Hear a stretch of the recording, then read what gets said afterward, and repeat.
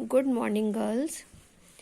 चलिए नेक्स्ट आज आपका लेक्चर है डिफ्लेटिंग द इंडेक्स नंबर। इससे पहले वाले लेक्चर में मैंने आपको क्या समझाया था, स्प्लाइसिंग द इंडेक्स नंबर। अब हम उसका नेक्स्ट टॉपिक पढ़ेंगे, deflating the index number. Deflating क्या होता है ये मैंने आपको पहले भी समझाया था, जिसमें हमारा क्या होती है, वैल्यूज डिक्रीज होती हैं। तो जब हमारी वैल्यूज डिक्रीज होती हैं तब हमारे पास क्या रिजल्ट आता है, तो उसके लिए आज हम ये टॉपिक पढ़ेंगे।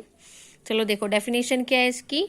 Deflating means making allowance for the effect of changing price level. The increase in the price of the consumer goods for a class of people over a period of years means a reduction in the purchasing power of the class. वो यहाँ पे आपको क्या बोल रहा है कि अगर आपका क्या होता है, इंक्रीज होता है प्राइजेज में, कि आपके प्राइजेस क्या हो रहे हैं, इंक्रीज हो रहे हैं। So the class of the people over a period of year means a reduction in the purchasing power of the class. कि जब हम कोई भी आइटम से कोई भी कमोडिटीज़ को परचेज करेंगे तो उसमें हमारा क्या होगा, रिडक्शन होगा। क्योंकि ज़रूरी नहीं है कि अगर प्राइजेज में इंक्रीज हो रहा है तो हम उन आइटम्स को या कमोडिटीज़ को परचेज कर पाएंगे। ठीक है ना। चलो एग्जाम्पल देखो, इसमें क्या एग्जाम्पल दिया है, the increase in price of a particular commodity from ₹X in a base year A to ₹2X in the year B implies that in B a person can buy only half the amount of the commodity with ₹X which he was spending on it in A. Thus the purchasing power of a rupee is only 50 paise in B as compare to A। जैसे मान लीजिए for example हमारे पास 2001 में कोई भी item या कोई भी कमोडिटी आप खरीद रहे हो, मान लो मैं मान लेती हूँ 50 रुपीज़ पे मैंने कोई भी आइटम्स अपनी परचेज की, ठीक है। लेकिन अगर 2005 में वही सेम आइटम मैं ₹100 में खरीद रही हूँ तो क्या हो रहा है कि हमारे प्राइजेस क्या हो गए, इंक्रीज हो गए। ठीक है। अब अगर प्राइजेस इंक्रीज हो रहे हैं तो हमारी सैलरी इंक्रीज होगी, तभी तो हम वही सेम आइटम अपनी क्या कर पाएंगे, खरीद पाएंगे। ठीक है। तो यहाँ हमें क्या ध्यान रखना है कि अगर हम कोई भी आइटम को 2001 में 50 रुपीज़ में खरीद रहे थे और वही सेम आइटम मैं 2005 में 100 रुपीज़ में खरीद रही हूँ, तो हमारे प्राइजेस क्या हो रहे हैं, इंक्रीज हो रहे हैं। तो इंक्रीज हो रहे हैं तो उसके लिए हमारी सैलरी इंक्रीज होगी, तभी तो हम वो सेम आइटम्स खरीद पाएंगे। तो हमारे पास यहाँ पर क्या होगा कि मान लीजिए हमारी सैलरी इंक्रीज हो रही है, लेकिन कई बार हमारे पास क्या होता है कि कुछ आइटम्स या कुछ कमोडिटीज़ हमारी ऐसी होती हैं कि सैलरी इंक्रीज होने के बाद भी हम उनको आइटम्स को नहीं खरीद पाते। तो जैसे कि मान लीजिए कोई एग्जांपल ले लीजिए कि हमारे पास मंथली इनकम है 3000, ठीक है। उसमें अगर मेरी इंक्रीमेंट होती है और मान लीजिए मेरा जो सैलरी है वो इंक्रीमेंट होने के बाद मेरे पास 3500 बन जाता है, तो यहाँ पर क्या हुआ कि जो हमारी सैलरी पहले 3000 थी, अब उसमें थोड़ा इंक्रीमेंट हुआ और अब वो कितनी हो गई, 3500 हो गई। ठीक है।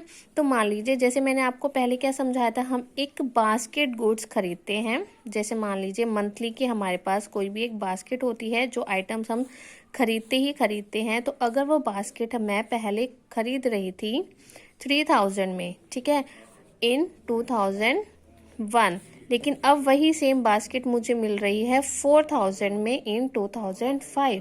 तो क्या हुआ कि प्राइजेस तो हमारे बढ़ गए, 3000 से कितने हो गया, 4000। तो वही सेम आइटम्स अब मुझे 4000 की खरीदनी पड़ेगी।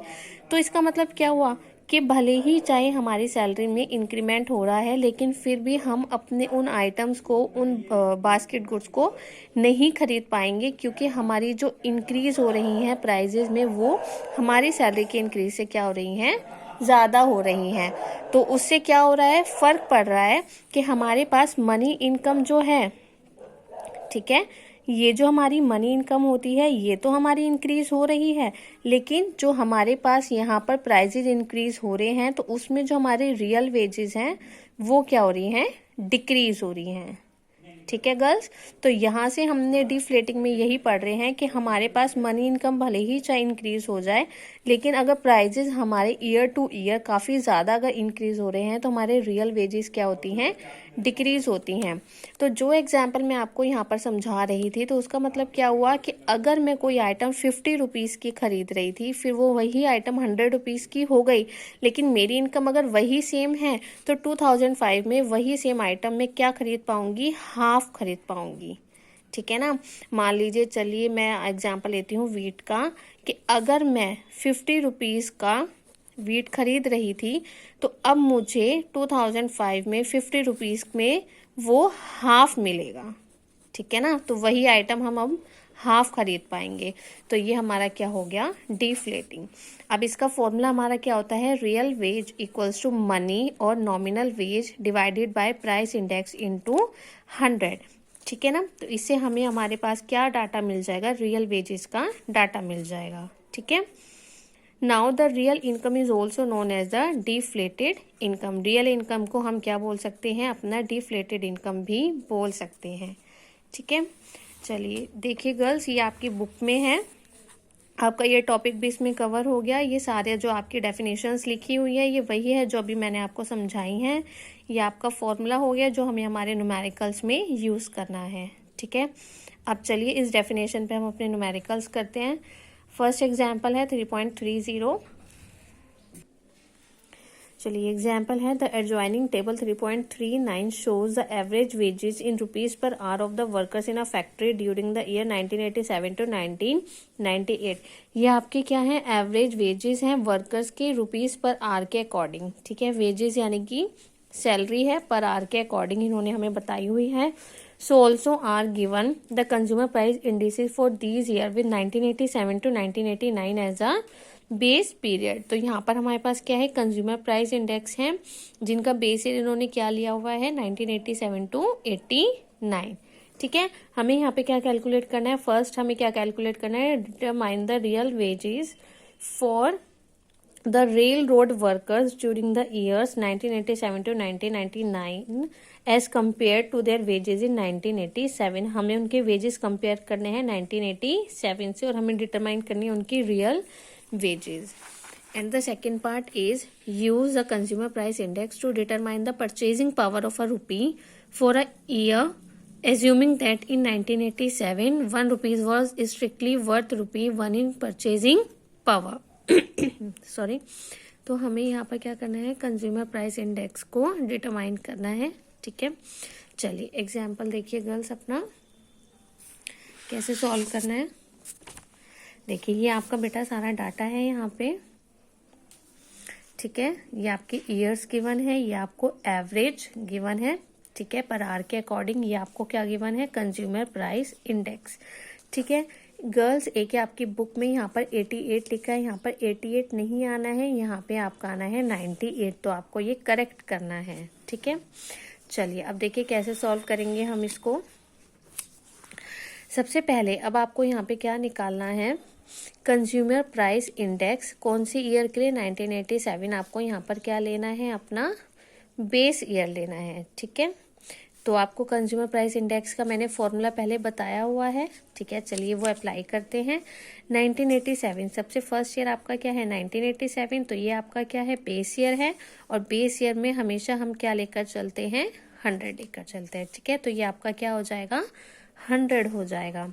इसके बाद 1988 के लिए चलिए हम करते हैं, आपके पास प्राइस इंडेक्स कितना है, 102.8 डिवाइडेड बाय, अब आपको क्या लिखना है, प्राइस इंडेक्स लिखना है किसका, बेस ईयर का। बेस ईयर का कितना है, 95.5, तो यहाँ पे क्या आएगा, 95.5 इंटू 100। ठीक है गर्ल, समझ आया आपको।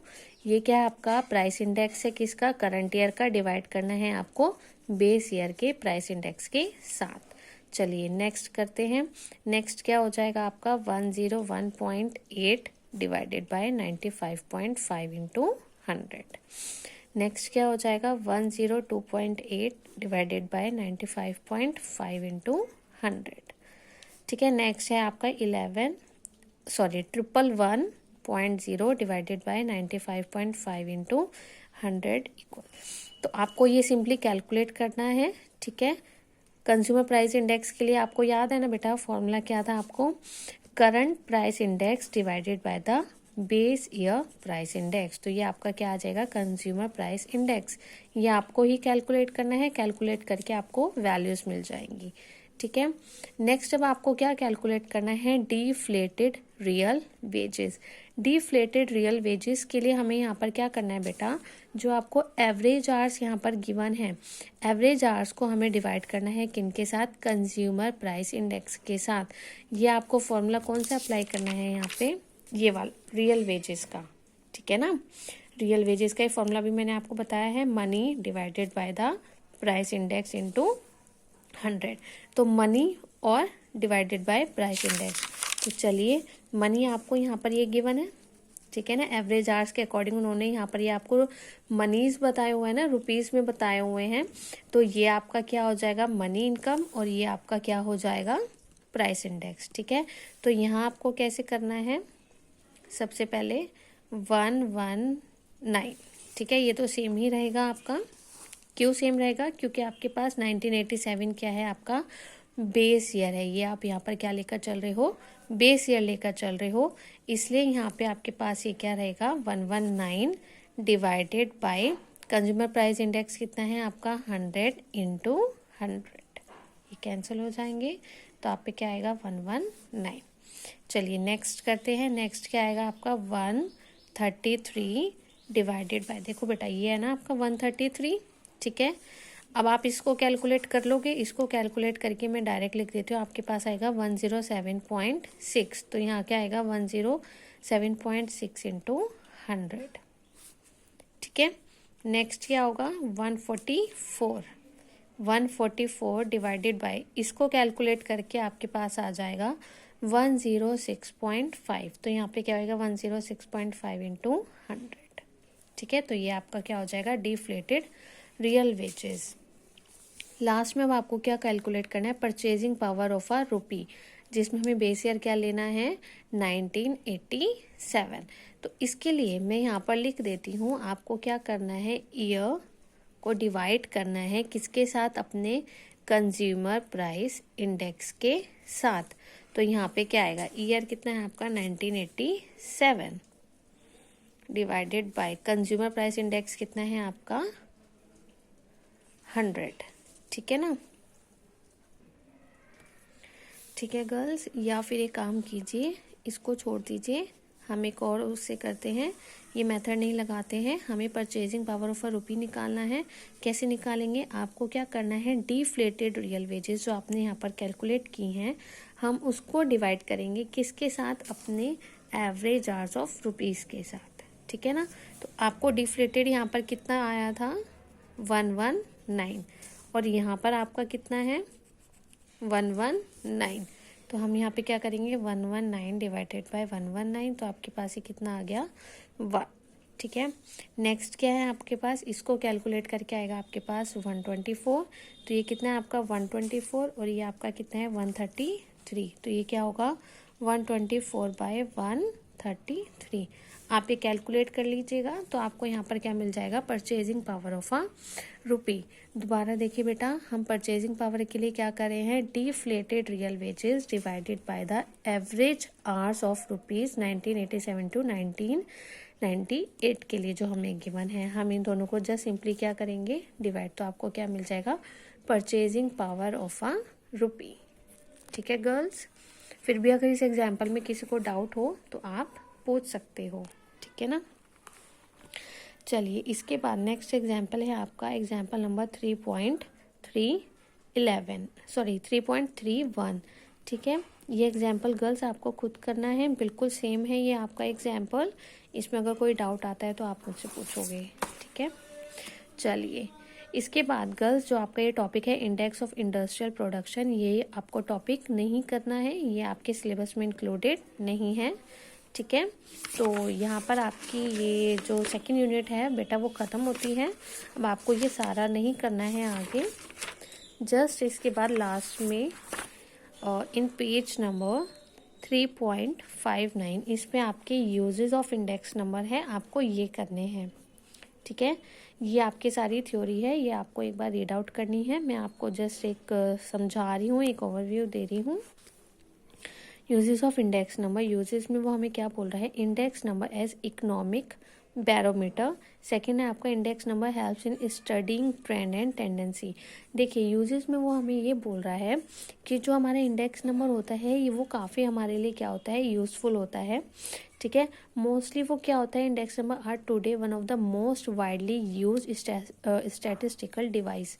ये हमारा मोस्ट वाइडली यूज किया जाता है। They are use to take the pulse of the economy and they have come to be used as indicator of inflationary और deflationary tendencies। हमें इंडेक्स नंबर से क्या पता चलता है कि कब हमारे पास इन्फ्लेशन हो रही है, कब हमारे पास डिफ्लेशन हो रही है।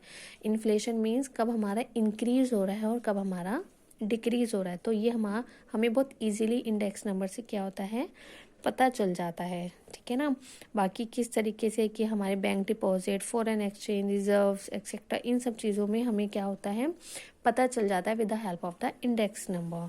ठीक है, और नेक्स्ट है आपका index number helps in the studying trend and tendencies. इसमें भी वो हमें क्या बोल रहा है कि जो हमारे रिलेटिव चेंजेस आते हैं in the level of phenomenon at the different periods of time, they are specially useful for the study of the general trend. ये हमारे लिए थोड़ा मतलब यूज़फुल होते हैं जनरल ट्रेंड के लिए। ठीक है गर्ल्स, एक बार आप ये फिर भी सारी थ्योरी पढ़ लीजिएगा, कोई डाउट होता है तो आप पूछ लीजिएगा। नेक्स्ट है आपका index number help in formulating decision and the policy. जो हमारी पॉलिसीज़ होती हैं उन सब के लिए भी इंडेक्स नंबर काफ़ी हमारा हेल्पफुल होता है, क्योंकि उसमें हमारे पास क्या होता है, हमें पता चल जाता है किस में हमारे पास ज़्यादा इंक्रीमेंट हो रहा है, क्या चीज़ हमारे लिए बेनिफिट दे रही है, क्या चीज़ नहीं दे रही है। ठीक है ना, तो जितने भी आपके यूजेस हैं ये सारे आप पीछे एग्जाम्पल्स में सब में समझ चुके हो, ये बस जस्ट सिंपली आपकी थ्योरीज हैं। ये भी जैसे आपने पढ़ा है, consumer price index are useful for measuring the purchasing power of money, deflation of income, जो भी आपने एग्जाम्पल किया है, डिफ्लेशन भी आपको पता चल जाती है इनकम में, तो उसके लिए हमारे पास ये इंडेक्स नंबर काफ़ी यूजफुल होता है। इसके बाद आते हैं आपके कुछ लिमिटेशंस आपको पता ही है कि आपको एरर, जैसे आपने जो भी सारे फॉर्मूलाज पढ़े हैं, एलएस पारे पाशे, उसमें क्या होता है कि हमारे पास ज़रूरी नहीं है एक्यूरेसी हो। ठीक है ना, कि उसमें हमारी क्या होती है, एरर्स आ जाती हैं, कुछ प्रॉब्लम्स हो जाती हैं, फॉर्मूला एरर्स भी हो जाती हैं। तो ये सारी हमारी क्या होती है, कुछ लिमिटेशंस होती हैं इंडेक्स नंबर की। ठीक है, तो यहाँ पे आपकी यूनिट 1 और यूनिट 2 कंप्लीट हो जाती है। फिर भी अगर किसी बच्चे को किसी में डाउट है तो आप मुझसे पूछोगे। ठीक है, और आपको ये यूजेस और लिमिटेशंस की सारी थ्योरी रीड आउट करनी है। कोई भी पॉइंट, कोई वर्ड जिसका मीनिंग ना समझ आ रहा हो, कोई लिमिटेशन, कोई यूजेस ना समझ आ रही हो, सो यू कैन आस्क। ठीक है, थैंक यू।